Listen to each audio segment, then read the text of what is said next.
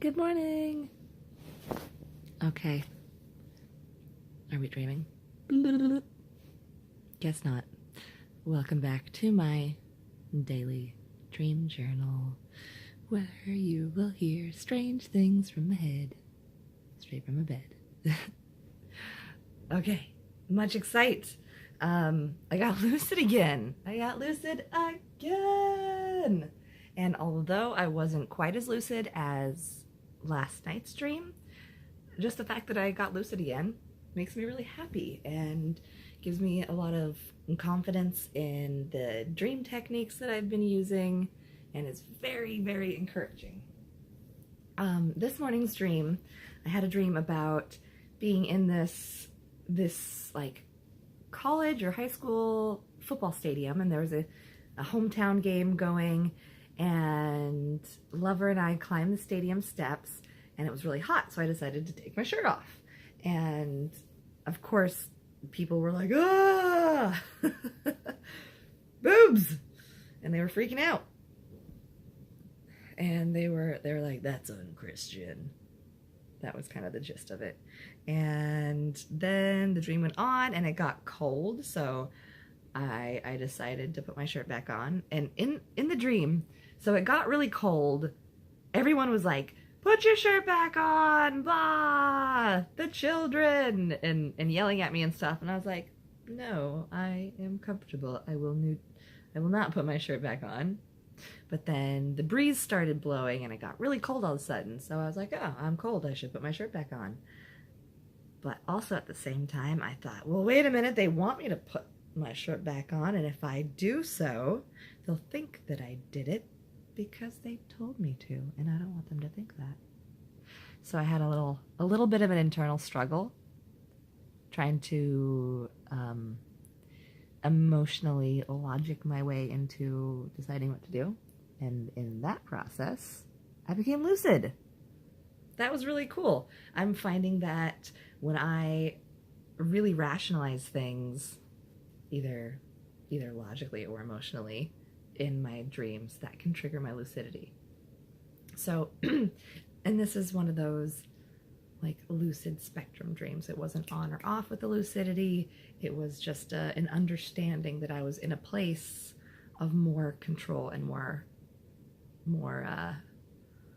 I just knew that I was somewhere that I could have control. Maybe not full control, but I understood a little bit. I'll get better at explaining this eventually. Thank you for being patient.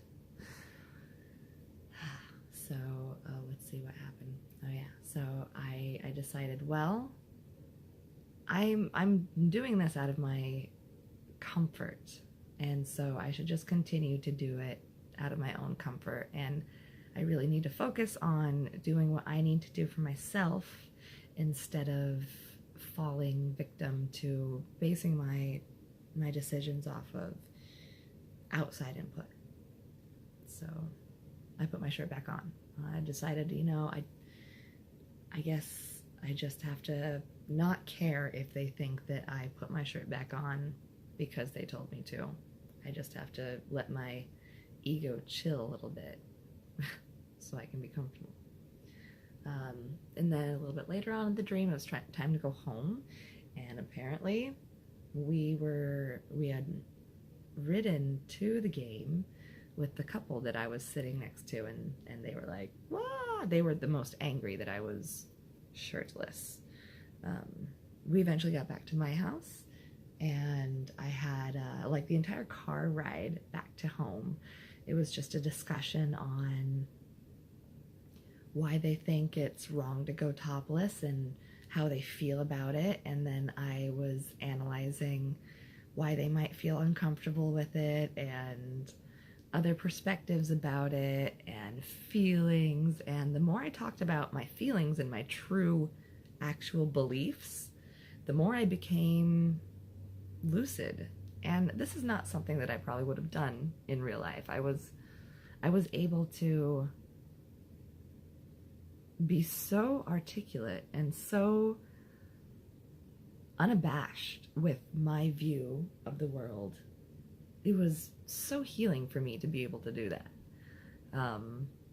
And I was able to choose to do that through lucidity. And it was the way the dream world is that gave me confidence and comfort to be able to express those things. That's not something that I would have gotten in real life. I was given an opportunity to do like this virtual reality simulation of a traumatic situation for me, and I was able to replay it and work through it. This is why I think that dream work is very, very important, and much more important than we've ever given it credit to. This is a platform, a thing that we're born with, that we can use to work through PTSD and stress and anxiety and addiction and programming. This dream is proof, and my goal is to get better at explaining them so I can show people how they are helping me and then how they can help themselves with that. So I know that dream probably wasn't exciting sounding to you as it was to me, but the amount of depth and control that I got was absolutely fascinating and definitely a big boost in my dream work. And it doesn't sound as wild because I wasn't doing the 3 F's of lucid dreaming, but it was really interpersonal work and very much on the line of me wanting to pursue this thing specifically for like therapy. So good job. You're too much. Oh, I know. Okay, well, there's the crazy from my head, straight from my bed. So lucid dreaming, it just takes some practice and consistency, I guess.